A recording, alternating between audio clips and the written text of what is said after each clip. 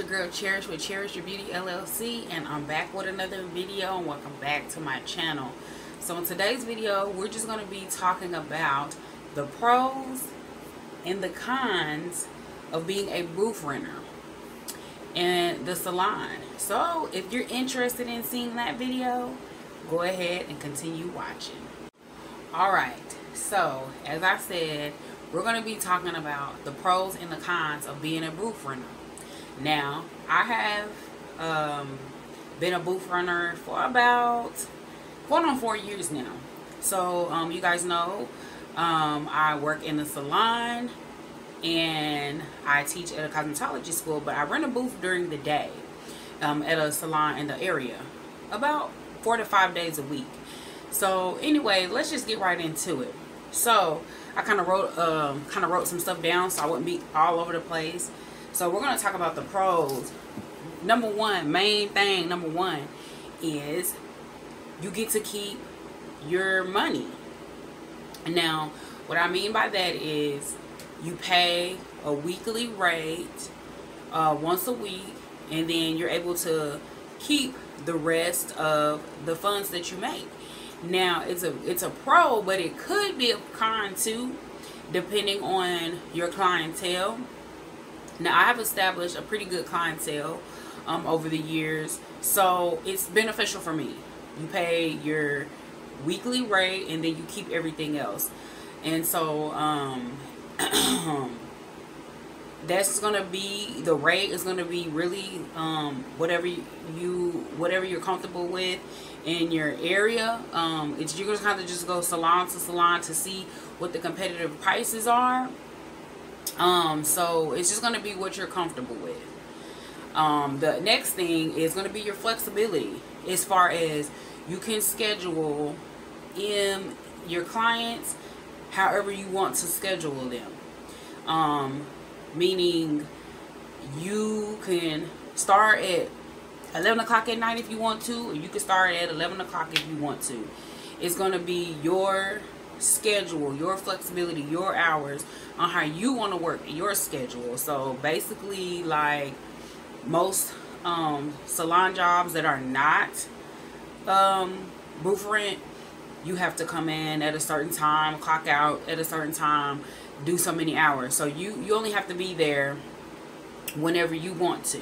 So it's a flexibility. So if you have other things going on, you know, it's good for that. It's good for if you have a lot of other things. If you have children, you have to pick them up from school, and whatever you have to do, you can schedule your clients based around that. Okay, I was in flexibility and freedom. Freedom is another thing that's going to be kind of different. I would say freedom because, say for instance, if you have an emergency, or if you want to take a vacation, you can just let your clients know, hey, I'm going to be out of town for this, that, and the third, and you know, but I'll be available during this time. So you can schedule during this time. It's not like, you know, you gotta call your supervisor, let them know this, that, and the third, you know, have people in your business and have to do a PTO or take a, you know, time of leave or whatever whenever you want to go do something.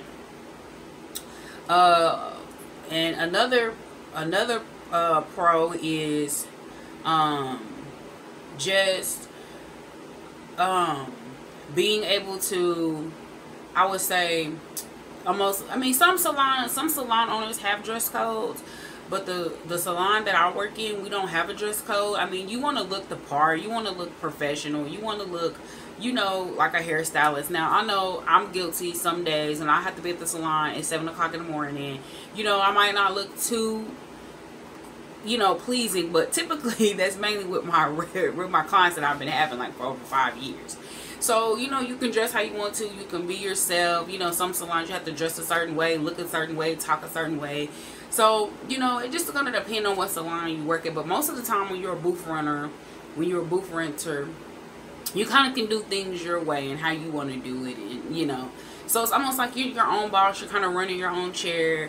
You know, you can do things how you want to do it. You can use the products that you want to use.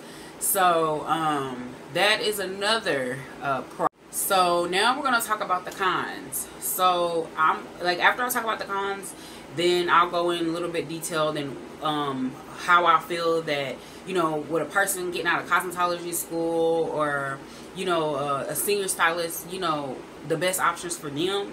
So a con in the booth, being a booth renter, can also be the money, you know, because say for instance, you know, most salon owners have contracts, and you have to go abide by that contract.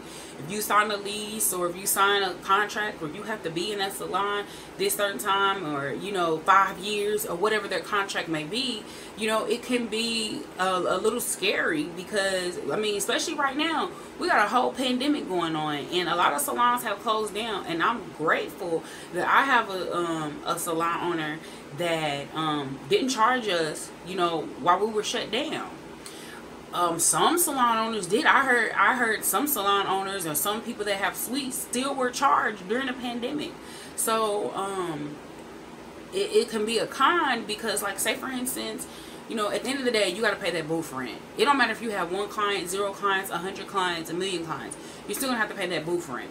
So a con is, you know, hey, you got hurt, you had to take off, you had to leave the salon for a few weeks, you know, you had to go to the hospital or what have you, you know, you still had to pay that booth rent. So, you know, I'm grateful enough that, you know, if life happens, you know, I have money put up and money saved, that, you know, if something like, if I wasn't able to be in the salon for a week or two, I still will be able to, you know, still pay that booth rent, because you're gonna be keeping your stuff there. Now, another con is you have to buy your own products. You know, you have to purchase your own products. You have to purchase your own towels. You have to wash your own towels. You know, you have to keep up with your supplies, versus, you know, if you're in a commission salon, they'll take care of all that for you. So, not saying that it can get expensive, because when I do the math, I've been a commission salon before, and I've been a booth rental.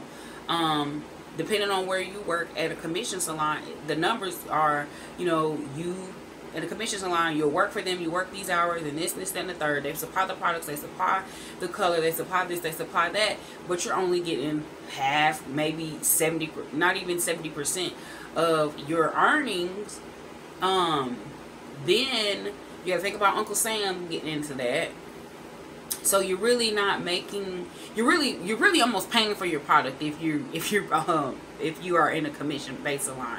Now, when you're a booth rental, let's say a shampoo bottle, a big professional bottle of shampoo is $30. Okay, I do silk presses daily. I'm gonna make that money back. Most hairstylists, and I live in Dallas, most hairstylists in the Dallas area charge $55 to $75 for a silk press. So depending on how much you charge for a silk press, you're gonna make that money back off one customer. So when you do the math like that, it makes a lot more sense to be a booth rental. Now, that's only if you have the clientele. So another con is, you know, with the, like I said, we're going through a pandemic. Times are a little bit slower. So, say for instance, you're not having clients that week. You're slow that week. You're still gonna have to pay that booth rent.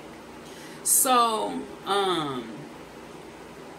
it's just kind of with any salon job, with anything you do, it's gonna be a pro and con to everything that you do. But I feel that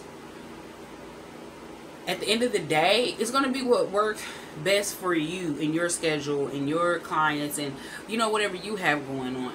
So, now let's get into who I would recommend to be a booth renter, and who I recommend not to be a booth renter. Okay, so I would say, coming fresh out of school. Now, I'm not trying to discourage anyone. Don't let me, you know, make you think that. coming fresh out of school, you may not have the clientele to afford booth rent. So maybe if you want to go into a booth rental salon, you may want to talk to the owner, see if they will work something out with you until you build your clientele. And one thing about a person that's in booth rent, you have to constantly be promoting.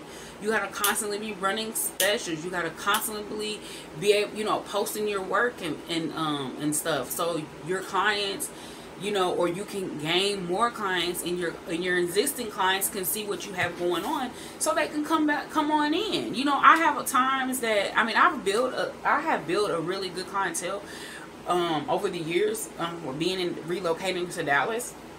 So it's times that I'll post, hey, I got a silk press special going on, or come get a sew in and get a free pair of lashes or something. I will get appointments booked based off some of those posts. Or some, like I said, I keep saying, we're in this pandemic. We're in a pandemic. Some people don't even know that you have went back to work. I posted a video of me doing a silk press, and one of my customers messaged me and was like, hey, are you doing hair? I didn't know you were still doing hair. Book me an appointment for this day. So constantly promoting.